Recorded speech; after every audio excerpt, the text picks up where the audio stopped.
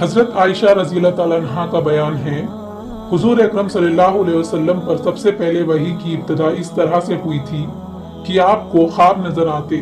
शब को जो कुछ हुजूर अकरम सल्लल्लाहु अलैहि वसल्लम को नजर आता वो रोजे रोशन की तरह सुबह को नामुदार हो जाता। इसके बाद हुजूर अकरम सल्लल्लाहु अलैहि वसल्लम तन्हाई पसंद हो गए थे और गारे हिरा में यकसुई और तन्हाई फरमाई थी। इसी गार में हुजूर सल्लल्लाहु अलैहि वसल्लम तहन्नुत यानी मुसलसल इबादत में मशगूल रहा करते। जितने दिनों हुजूर अकरम सल्लल्लाहु अलैहि वसल्लम गारे हिरा में तशरीफ रखते उतने अय्याम का खाना अपने हमराह ले जाते। इस हालात में आन हजरत सल्लल्लाहु अलैहि वसल्लम पर वही नाजिल हुई और जिब्राइल अलैहिस्सलाम ने आकर आप सल्लल्लाहु अलैहि वसल्लम से फरमाया, पढ़िए। आपने फरमाया, मैं पढ़ा हुआ नहीं हूँ, फिर किस तरह पढ़ूं?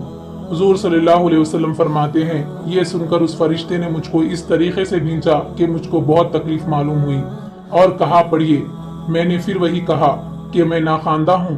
उस फरिश्ते ने मुझको फिर पकड़कर भींचा जिससे मुझको बहुत तकलीफ महसूस हुई और कहने लगा, पढ़िए। मैंने फिर वही अल्फाज कहे। उसने तीसरी बार मुझको चिमटा कर कहा, पढ़िए। इक़रा बिस्मि रब्बिकल लज़ी खलक़ खलक़ल इंसान मिन अलक़ इक़रा व रब्बुकल अकरमुल लज़ी अल्लमा बिल क़लम। इस वाक़ये के बाद आप घबराए हुए, दिल धड़कता हजरत खतीजा बिन खुवैलिद के यहाँ तशरीफ लाए।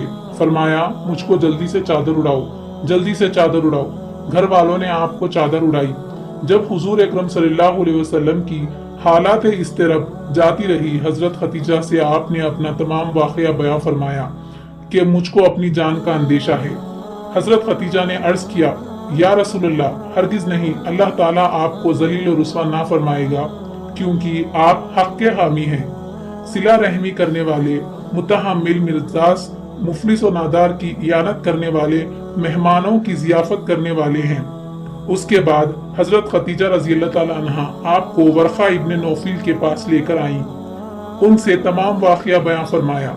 वर्क़ा इब्न नौफिल इब्न असद इब्न नौफिल हजरत खतीजा के चचाजाद भाई थे। जाहिलियत के ज़माने में नसरानी हो गए थे। इब्रानी ख़ात बखूबी लिखना जानते थे। इंजील से अहकाम लिखा करते बूढ़े आदमी आंखों से नाबीना हो गए। खतीजा रज़ी अल्लाह ताला अन्हा ने उनसे कहा, भाई, भतीजे का वाक़या सुनो, ये क्या बयां करते हैं? वर्क़ा ने कहा, हाँ भतीजे, बयां करो, तुमने क्या देखा? हुजूर सल्लल्लाहु अलैहि वसल्लम ने तमाम वाक़या बयां फरमाया। वर्क़ा कहने लगे, ये नाजिल होने वाला वही नामूस जिब्राइल अलैहिस्सलाम है जो मूसा अलैहिस्सलाम पर नाजिल हुआ करते थे। काश मैं भी उस वक्त जिंदा मौजूद होता कि जब आप सल्लल्लाहु अलैहि वसल्लम को आपकी कौम मक्के से निकालेगी।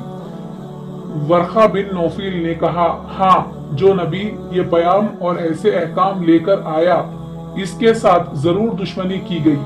अगर मैं आपके जमाने नबूवत तक जिंदा रहा तो आपकी इंतहा मदद करूंगा।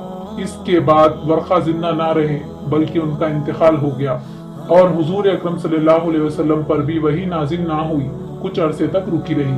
सही बुखारी शरीफ हदीस नंबर 3।